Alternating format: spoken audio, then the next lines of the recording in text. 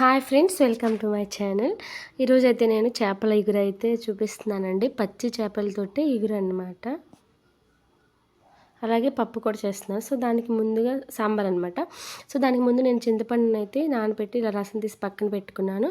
అలాగే ఆనియన్స్ ఒక 2, ఒక టమోటా, గ్రీన్ చిల్లీ కట్ చేసి పెట్టుకున్నానండి. కొంచెం కొత్తిమీర, కొంచెం కరివేపాకు, అల్లం వెల్లుల్లి పేస్ట్ అనమాట. ఇది అయితే పులుసు కాదండి, చేపల ఇగురు అనమాట. సో కొంచెం మనకి పులుసు అనేది కొంచెం తక్కువగానే మనకు దీనికి అవసరం అవుతుంది. ఎక్కువ వాటర్ అనేది మనం పోయాల్సిన అవసరం లేదనమాట. సరిపడినంత, కరెక్ట్గా చెప్పాలంటే సరిపడినంత టేస్ట్, సరిపడినంత చూసుకొని మనం చేసుకుని చాలా టేస్ట్గా ఉంటుందండి చేపల ఇగురు. 2 డేస్ అయినా అలాగే ఉంటుంది టేస్ట్ అయితే. అలాగే మనకి సెకండ్ డేనే ఇంకా చాలా బాగుంటుంది. అలాగే ఫస్ట్ అయితే నేను ముందు ఆయిల్ హీట్ చేసుకొని అన్నీ వేసేసానండి. ఆనియన్స్, టమాటా, గ్రీన్ చిల్లీ అన్నీ వేసేసాను ఒకేసారి. మనకి మంచిగా ఫ్రై అయ్యే వరకు అయితే కలుపుకోవాలన్నమాట. మనకి ఎంత మంచిగా ఫ్రై అయితే మనకు అంత గ్రేవీ అనేది బాగా వస్తుందండి. సో కరివేపాకు కూడా వేసేసానండి. ఫ్రెష్గా అల్లం వెల్లుల్లి పేస్ట్ అయితే నేను చేసి పెట్టుకున్నానండి.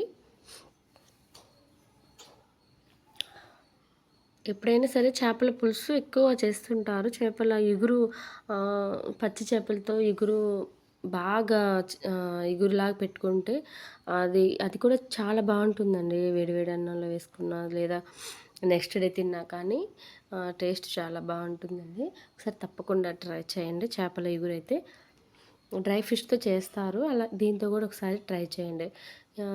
మంచిగా మనం మీడియం ఫ్లేమ్లో ఉంచుకొని ఫ్రై అయ్యే వరకు కలుపుకుంటూనే ఉండాలి. మనకి ఎంత మంచి ఫ్రై అయితే మనకు అంత గ్రేవీ వస్తుందన్నమాట.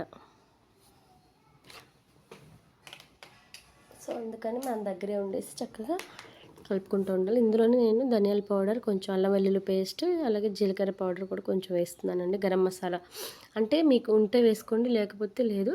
అల్లం వెల్లుల్లి పేస్ట్ ఒకటి వేసుకోండి, ఫ్రెష్గా చేసుకున్నది. అలాగే కొంచెం ధనియాల పౌడర్ అయితే వేసుకోండి. ఇప్పుడైతే నేను పులుసు ఆల్రెడీ తీసి పెట్టుకున్న పులుసు అయితే నేను వేసుకుంటున్నానండి. మరీ ఎక్కువ అయితే వేసుకోవద్దు. అలాగే చూసుకొని మనం ఎన్ని ఫిష్ అయితే తీసుకుంటాం దానికి తగ్గట్టు తీసుకొని కొంచెం వాటర్ అనేది యాడ్ చేసుకొని ఇవి మరిగిన తర్వాత నేను చెక్ చేసుకుంటున్నానండి.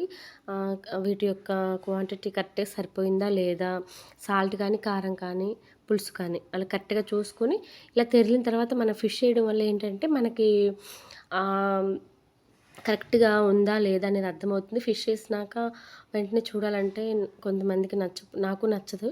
సో అందుకని చెప్పి నేను ముందే గ్రేవీని, పులుసు కాదండి, ఆ గ్రేవీని కొంచెం నేను చెక్ చేసుకుంటే అన్నీ కరెక్ట్గా ఉంటే ఓకే. ఇప్పుడు మన ఫిష్ అనేది యాడ్ చేసుకుంటే ఇవన్నీ కూడా ఫిష్కి చక్కగా పడుతుందండి. తిప్పొద్దండి, జస్ట్ డేషాన్ని కదిలించండి కానీ గరిట పెట్టి తిప్పొద్దు, మనకి ముక్క అనేది చితికిపోతుంది.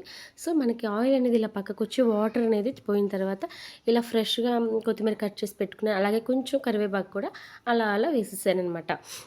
మనకి ఎంతో చక్కని టేస్ట్గా ఉండే పచ్చి చేపల ఇగురు అయితే రెడీ అయిపోయింది. మనం చక్కగా వేడివేడి అన్నంలో వేసుకున్నా కానీ, నెక్స్ట్ డే వేసుకుని తిన్నా కానీ, చేపల పులుసు కానీ, చేపల ఇగురు ఏదైనా సరే నెక్స్ట్ డేకి చాలా బాగుంటుంది అనమాట. ఓకేనా friends, please like, share, subscribe. Thank you.